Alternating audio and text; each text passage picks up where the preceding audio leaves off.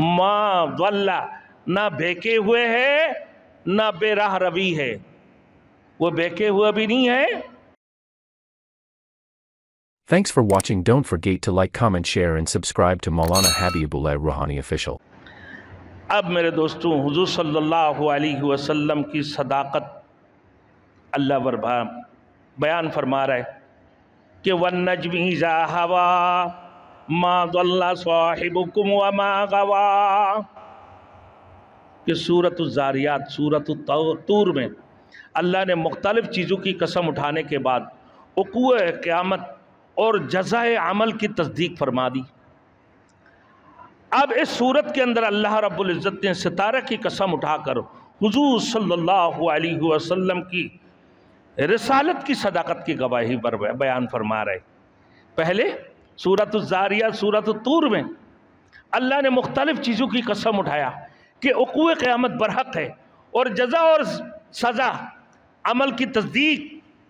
اللہ نے فرمایا کہ یہ بھی برحق ہے، قیامت آنے والے ہیں، اس میں کوئی شک نہیں ہے۔ اب میرے دوستوں، اس صورت کے اندر اللہ رب العزت نے حضور مقبول صلی اللہ علیہ وسلم کی رسالت کی صداقت کی گواہی بیان فرما رہے۔ جواب قسم ما صاحبکم وما غوا، آپ کا صاحب، آپ کا رفیق، پورے کائنات کی سب یہاں شامل ہے۔ آپ کی صاحب، آپ کی رفیق، آپ کی ساتھی، یعنی حضرت محمد مصطفیٰ صلی اللہ علیہ وسلم ما ضلّ، نہ بہکے ہوئے ہے نہ بے راہ روی ہے، وہ بہکے ہوئے بھی نہیں ہے اور بے راہ روی بھی نہیں ہے، وہ سیدھے راہ پر ہے، ہدایت پر ہے، سچے دین کو لے کر آئے، سچے دین کو لے کر رہے ہیں اور بہکے ہوئے بھی نہیں ہیں۔ مگر میرے دوستوں، مشرکین مکہ، مشرکین قریش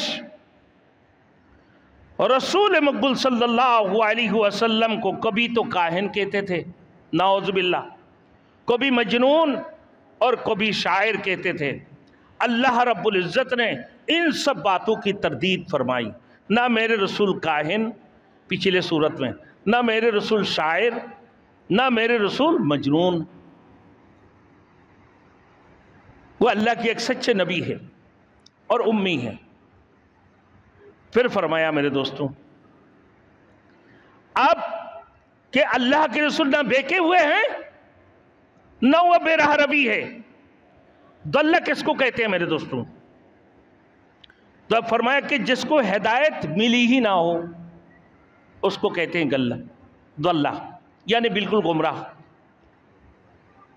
جو گمراہیت پر ہے، جس کو ہدایت ملی نہ ہو۔ اور غوا کا معنی جس کی سامنے ہدایت واضح ہو چکا ہے لیکن یہ خود اپنے آپ کو غلط راستے پر لے کے چلا گیا ہے، یہ اپنے آپ کو خود غلط راہ پر لے جا رہا ہے میرے دوستوں۔ تو اللہ نے یہودی و نصارہ کے متعلق فرمایا کہ ان میں سے بعض تو بہکے ہیں اور بعض صحیح راستہ ان کو میسر نہیں، ان کو صحیح راستہ میسر ہی نہیں ہے، اور بعض مغضوب، یعنی یہ صحیح راستہ ان کو مل گیا ہے مگر وہ جان بوجھ کر ٹیڑھا چل رہے ہیں، وہ جان بوجھ کر ٹیڑھا چل رہا ہے۔ کوئی بندہ سو رہا ہو اس کو جگاؤ تو جگ جائیں، اور کوئی بندہ سو ہی نہیں رہے، ڈھیٹ ہو، تو اس کو آپ جگا نہیں سکتے ہو۔ تو اب فرمایا کہ ان کو ہدایت ان کی سامنے واضح ہو چکا ہے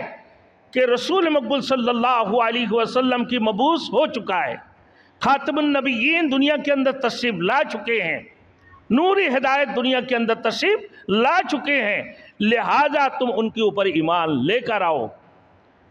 اور پھر اللہ وحدہ لا شریک لہ کے اوپر ایمان لے کر آؤ۔ لیکن میرے دوستوں، ان لوگوں نے اپنا ہی مرضی سے باتیں بنانا شروع کر دیا، کبھی اللہ کے رسول کو کاہن